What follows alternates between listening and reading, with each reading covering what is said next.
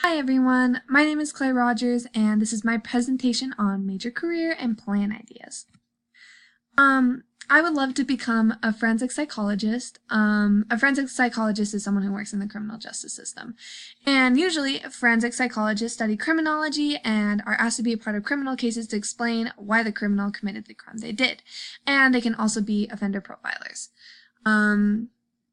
Yeah, I think that's a pretty good summary of a forensic psychologist. They just usually work on court cases and just advocate for the criminals and try to help criminals, seek the mental reform that they need.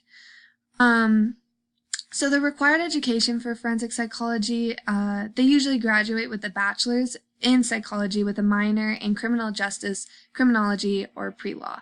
And then they go on from there and usually pursue a master's and a PhD or a PsyD, with an emphasis on forensic psychology.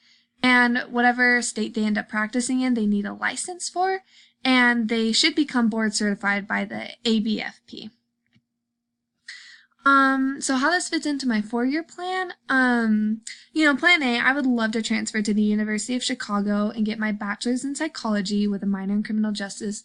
I have family in Chicago and I visited the university and it's just absolutely beautiful. But it's a little hard to get into. So, more realistically, my plan B is to graduate from BYU. I would transfer, and I would graduate with a psych degree there and then get into the graduate program at University of Chicago with an emphasis in criminal justice. There's my lovely personal picture. Why am I majoring in psychology?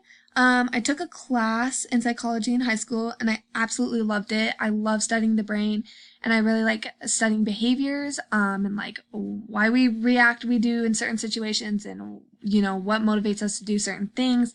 I just really love studying like why humans tick, why do we do the things we do. And then I also want to help criminals get the mental reform that they need, so that they're not going to jail just for going to jail. They can try and become better citizens and also, really they need to get the help that they need.